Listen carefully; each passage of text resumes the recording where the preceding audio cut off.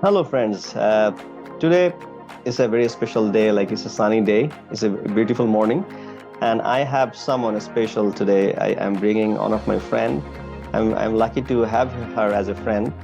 And whenever I have some kind of financial problems or financial knowledge seeking issues come up, I always look up to her, and she's always there to help me. So today I'm going to present to you Irene Meyer. She is a financial expert. She helps people to fix their life, like in terms of financial planning, financial goal setting, so that, like if we think about people's life, the freedom comes from financial strength. So she was a branch manager. She had experience around 20 years, more than 20 years in financial industry. So please, Irene, like if you introduce yourself, that would be better than me, I believe. Please go ahead. Oh, thank you. Thank you. Thank you so much for having me here. It was really an honor that you would even reach out and ask for me to do this because really when I'm on social media, it's about just speaking my truth. It's just being myself and it's definitely a compliment when being myself is being acknowledged and appreciated. So I appreciate you asking.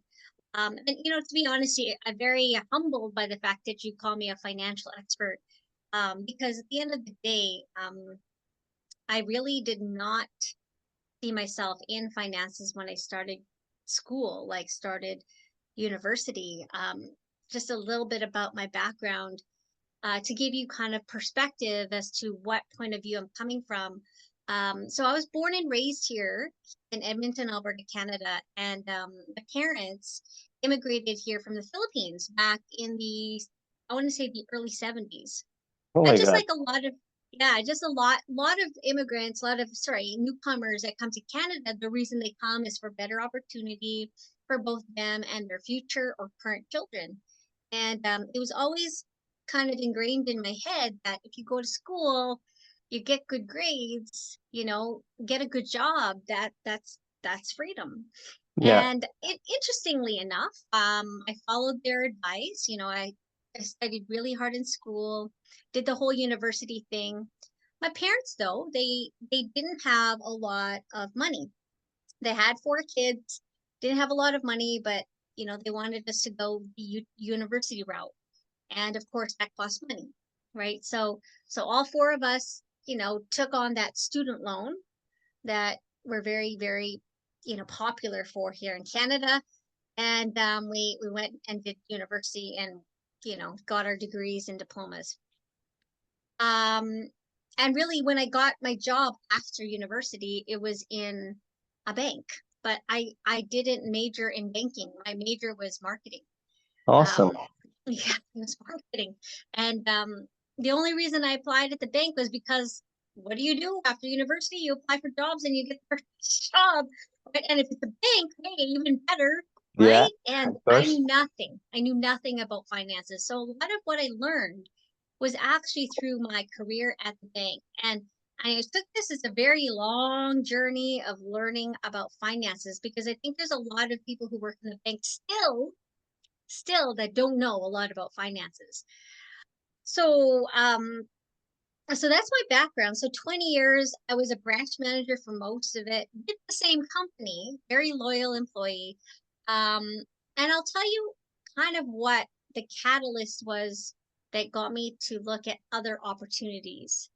Um, so in my 15th year, I was, I guess, approached by my parents to look at their finances because they were thinking about retiring. And I saw my parents work really hard. I remember, both of them working nights. Me and my brother would take care of our little sisters.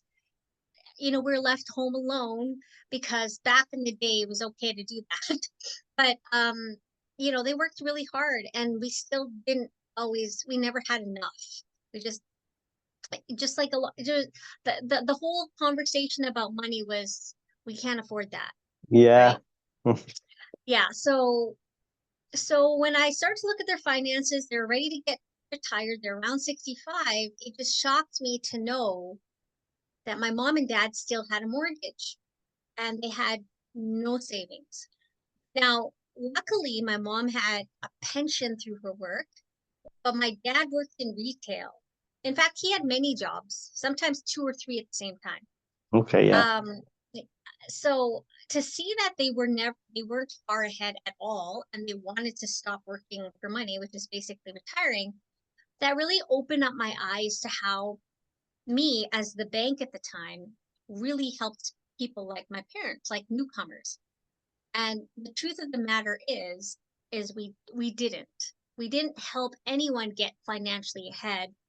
What we did was give band-aid solutions to problems that had an underlying reason. And I think this is where maybe I start talking about the maybe the do's and don'ts of Yeah, I'll newcomers. I'll come at that. That was one of the important topic in my plan to ask you, because like I was a banker too, but I always like think like there I saw many people who were more experienced than me, and they came from the banking backgrounds or financial industry.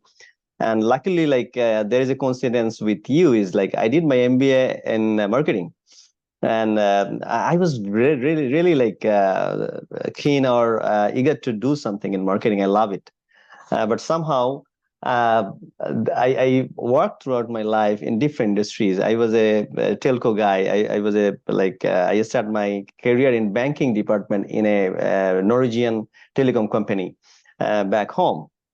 I worked there around 10 years, but I was not happy. I always loved to try different things, and from there I moved, but I never wanted to work in the bank. So like when I moved to here, and bank is like something is a good career and people love to do that. So yeah, I started there, but still like I find out many things in financial industry I don't know, and it could be because I'm a newcomer here. So I would seek that information from you so that people can get benefit. So now I'm a immigration consultant. I'm working for now, I would say around 10 years, but as a licensed immigration consultant, I'm working for 3 years now. So now I'm dealing with tons of people, and I saw people coming from my country. I'm from Bangladesh, people coming from India, and the first thing they do, they buy something that they don't know. They feel like, okay, this is the first something, and then they take pictures of those and go to social media, show other people that they're becoming rich once they come here. But practically, that is not true. Down the way, they struggle, and then I saw many families get separated because of the financial crisis in their family. They don't have peace in their life. They are doing 3, 4 jobs in their life. So I would ask you, a newcomer's point of view, that as you said, like you are already there, what are the things a newcomer should do when they come here or before coming even, how they should plan, what should be their expectation, and what are the things they shouldn't do? So if I had to speak from the perspective of I wish my parents did this, this is what Yeah, what advice I'd give to them. First thing I would say um is plan. Now, this is an interesting concept because of course if you're moving from one country to another, of course you have a plan. But when I say plan, I mean have a plan and stick to it. So have a plan, talk to somebody who has nothing to sell you almost. Okay. They have nothing to sell you. They just have good advice to give you and stick to the plan. The problem is that there's probably a lot of people that don't have an actual financial plan, nor do they know what it should look like. But the second, and just by the way, that's a very Canada-wide problem. It's not a newcomer problem. That's yeah, everybody. But the second thing is that you come into a new country with lots of opportunities, and everyone seems to have a new car, a new house, a big house, nice clothes, everything, and you're starting from scratch, that's just how it is. Do not feel compelled to keep up with everyone else. Okay. I know that's a don't. So the first thing you should do is have a plan as to where you want to be, the deadline you set for yourself. Like if you want to own a house, have a plan, but don't expect to come into a new place expecting to be where everybody else is, because again, you don't know their story. You don't know how long it's been since, it took for them to own a house, own a car. The other do is, if at all possible,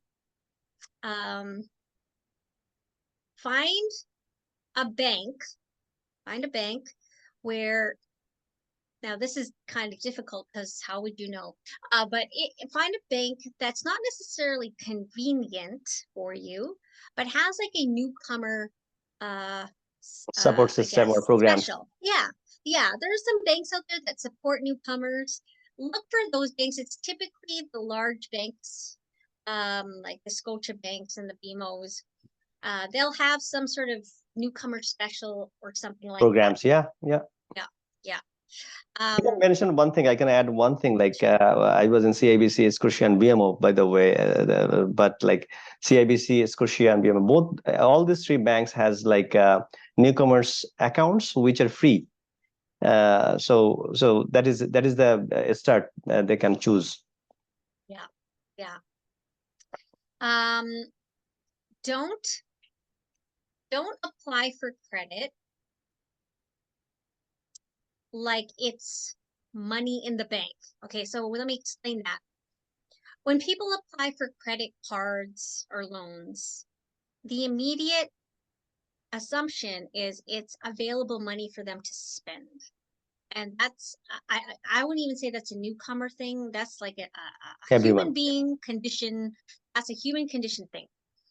The one thing that I wish my parents did was, first of all, I wish that they sought, the right person and had questions about how can I make this purchase without paying too much money?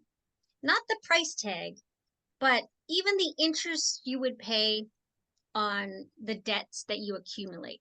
Yeah. That's a cost.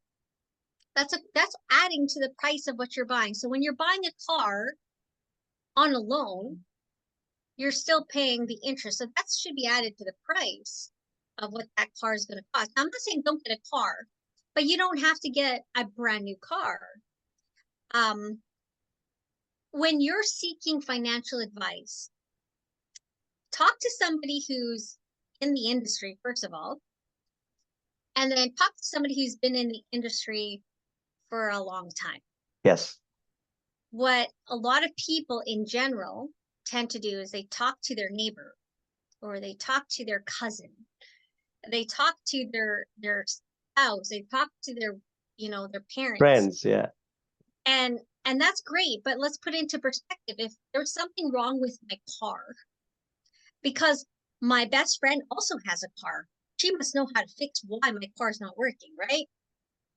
No, she wouldn't, right? I would go to a mechanic, right? I would not trust my friend who, just because she has a car. So the same goes for finances. In fact, it's way more important for finances. 100%. Because, you know what I mean? So that, put that into perspective. Finances is just like trying to do surgery on somebody. Well, I have a body too, so I should be able to do surgery on your body. Like, it's not the same, right? So definitely seek the advice of somebody who's in the industry. I would definitely do this as soon as you're in the country. Start talking about your finances and where you want to go. Now, what this does for you and your future. Now, remember, you came to a new country because you want more opportunities. You want to provide more opportunities for your children or your future children. You're going to be teaching your children the right information right away, right? Because they're not going to know.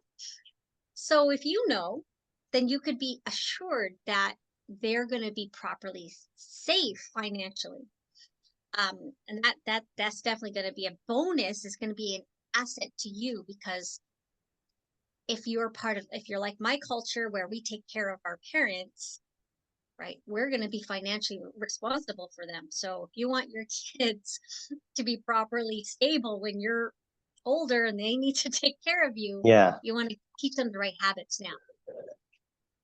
Thank you so much. Like this is one of the biggest part of newcomers' life that I personally faced, and you already know that. That's why I'm asking. And there are many people who are coming, and they're asking me so many questions. I think like this will give at least a beginning. In if possible, in future, we'll keep doing couple of information session like this if you have time, and I'll seek for that. There are a couple of bank accounts or future savings that newcomers should do when they just land here. If you just put some specifics on that, you understand what I mean, like so like RESPs, those things, and that would be great, you know. Yeah, we definitely need to do a few of these because there's lots of subjects that we could probably fit into 1 hour slots already. But yeah, the one thing that you want to do is if you have the ability to open different accounts for different purposes. So a lot of people will have one account, maybe one checkings, one savings, and most of the expenses and the income go through the checkings. They have a savings because somebody at the bank sold them a savings and convinced them that, hey, put money in here and you'll get interest. But no one uses it, right? I'm not necessarily saying you have to have a checkings and a savings. You can have multiple checkings accounts, right? But what really helped me stay ahead of my finances and helped me help my parents stay ahead of their finances, because eventually I took over their finances after realizing how I didn't help them. I really started to think of, okay, so we need an account for when all the pre-authorized payments come out. So like your utilities, anything that just comes out automatically, your rent, if you have a mortgage, your mortgages. So you have a one account where all the pre-authorized payments come out of. You have another account where you want to be able to save for and I don't want to say a rainy day because that's relative to a lot of people. What a rainy day is not, oh, we need money to go to Mexico. That's not a rainy day fund. I mean, like when something happens to your car and you need brand new shocks or something like that, you need an emergency fund, like where you don't touch it. You just don't touch it. In fact, you don't even attach it to your bank card if possible, so you can't take it out. Can't take out cash. All you can do is deposit into it. Okay. And then you have another account where your paycheck goes into. So on payday, you make sure you pay yourself first. So we're going to talk a little bit about that. You're going to pay yourself first. It could be very small, but you're going to pay yourself first. Okay, because you need to be paid. And then you're going to put your money where, the most important things are important to pay, like your utilities, your housing, your food. Those kind of things go into, that account with the pre-authorized payment.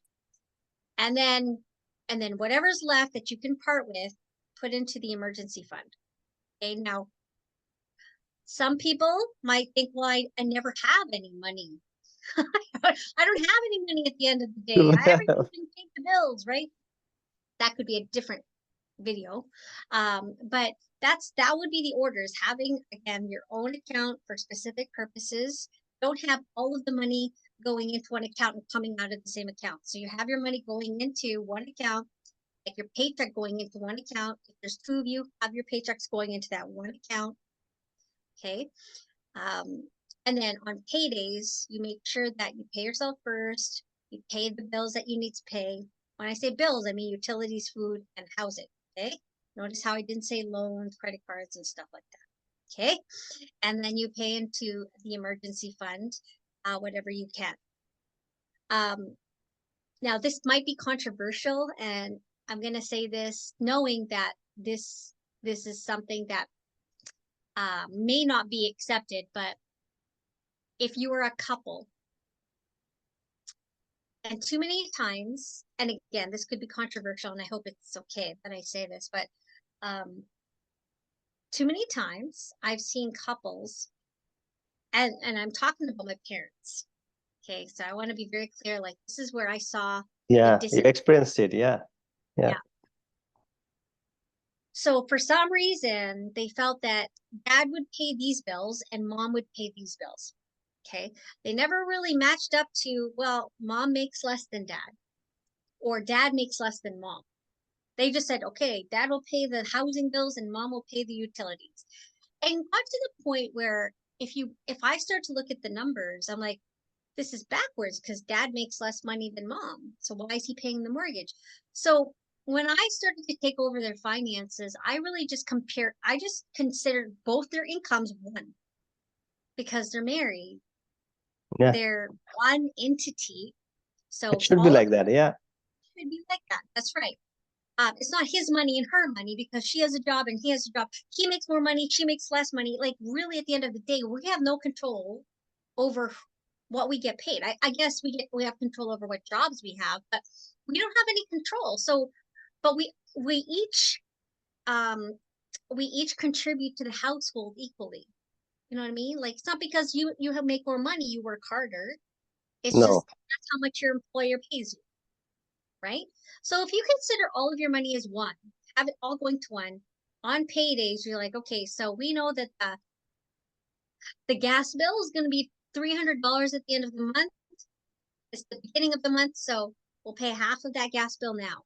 So you might even be paying bills twice if you really looked at each payday as the opportunity to do that thing I said. Pay yourself first, pay the bills, then pay the emergency fund. So that's probably what I would do is make sure that you have different accounts. Your income should be considered one. And then I guess if you are a couple or when you're looking for your partner, this is another conversation. When you're looking for your partner, have that conversation about money because we're all brought up a certain way. We all have our ideas about money. That's so And important. Yeah. that's going to affect your success here in Canada or really anywhere else, to be honest, is your relationship with money and how you manage money is going to affect your overall family. 100%. Thank you. Thank you. I understand what you meant because I was there. But for newcomers, I would say that if they try to understand and without just jumping into something, as you said, find someone who has knowledge, who is there for quite a while. They should be okay, right? The last thing I would say that most of the immigrants, we talk about couples and individuals as well. Some of them has kids, like they come with their kids. So, and once they come here as a peer, they get child benefits and everything like that, right? Some people I saw, they save their money and then they do the initial deposits or initial down payment for houses. So I was not happy, but some people they save that money in certain savings so that once kids grow up, they will go to the university. That's why government give that money basically, right? So I'm talking about RESPs and RRSPs, those things. So is that the right thing to save in RESPs once they come here when they get the money from the government? Each kid, if they're like above 5-6 years, I would say that could be the ideal. Or 10 years old, they would get $600-700 from the government, right? So what they should do? What do you think? That's a really great question. Our ESPs are a great way to save for a child's education, mainly because of the grants. So the grants are free government money matching your contribution. So having extra money on top of that is definitely a positive, especially if you're certain that your kid is going to go to post-secondary. And I guess it really depends on how old your children are. Would it make sense to put money into an RESP? Because at the age of 17, the grants stop. I mean, you can still keep it in there to continue to grow Yeah. until as old as, really old, but they won't be matching the grants anymore. Yeah. But it's free money. So if the kids are young enough, definitely RESPs are an option. The other option would be a little bit more maybe we can call it controversial again, But the other option would definitely be something a little bit more beyond the scope of just education and saving for your children's future, which could mean saving for their education, maybe for their down payment, maybe for their retirement. And that's in the world of having a permanent life insurance for your child. And both are very good opportunities to show somebody, but it's not just RESPs, it's not just savings accounts for your child, and definitely taking a look at how to better utilize that child tax benefit. There's just many ways, and you can still own your own home too. Yeah, thank you. You know, like I would say that these are hearing from you as an expert, you know, like I as I said, that coming information from the right source is very important. I learned it from my life. There are many mistakes I made, and when I look back, I see that okay, the person I choose to get my services was not right. That was my mistake. So most of the people do that because you know, like I find out empty, you know, like vessels sound much. There is a saying that, you know, like if it is empty, then so choosing the right source to get right solutions is very important, and to get a financial advisor in my friend list is one of the best blessings for me. So if you just we are almost at the end. If you just say overall something, and we can conclude from there. And after that, in future, we'll definitely plan something and keep doing these things so that people can get rid of their financial crisis in their life in Canada. You know what? Everyone has the power to get rid of their financial stress. And really, it's a lot easier than you think. It's really just about finding the right person to talk to who has no vested interest in selling you anything. And all they want to do is just give you the right advice. And the unfortunate reality about that is you're not going to find someone like that who works for a big corporation. You know what I mean? Because they have targets to make, they have an agenda to fulfill as an employee. You might have really good people that work at your bank, and you're probably going to find a few that are very authentic, but they have a job to do. They have a job to sell you a credit card, sell you another account, sell you something.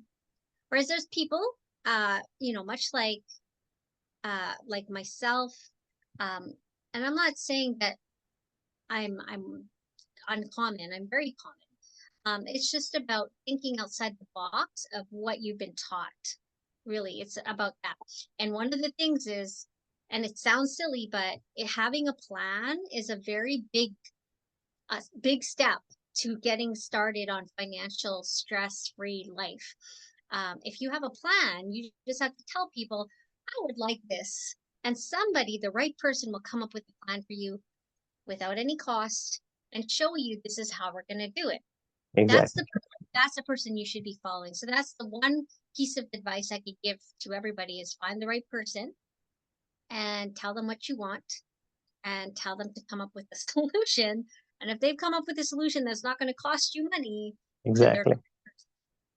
And I would not just thank you. It will be not enough that I got the point from you. Getting the right person is only the difficult part. Other than that, as you said, like if you really plan well, you'll be free. So it is every individual's job to really talk to or find from, like, sources are there. So you just need to, like, if somebody asks me that I need this, so then I will find someone who knows and who is an expert. I will send them there. As you said, that if there are many things. I have a body. It doesn't make me a surgery like doer. I'm not a doctor, so I will not do a surgery. So, and if somebody has a problem with their car, I'm not gonna fix it. I'll send them to someone who knows how to do that. So I appreciate your time, and very soon we'll talk again, and we'll plan something like that. If you have time, we'll keep doing and sharing more information so that people will be benefited. And I would say people will see these videos, and especially newcomers, they will definitely pray for you. And even like in many times, I might have to send someone to you so that you can guide them as well. I love that. Thank you. I appreciate that. And I for you too as well. Thank you so much. Take care. Have a great day. You too. Bye-bye. All right.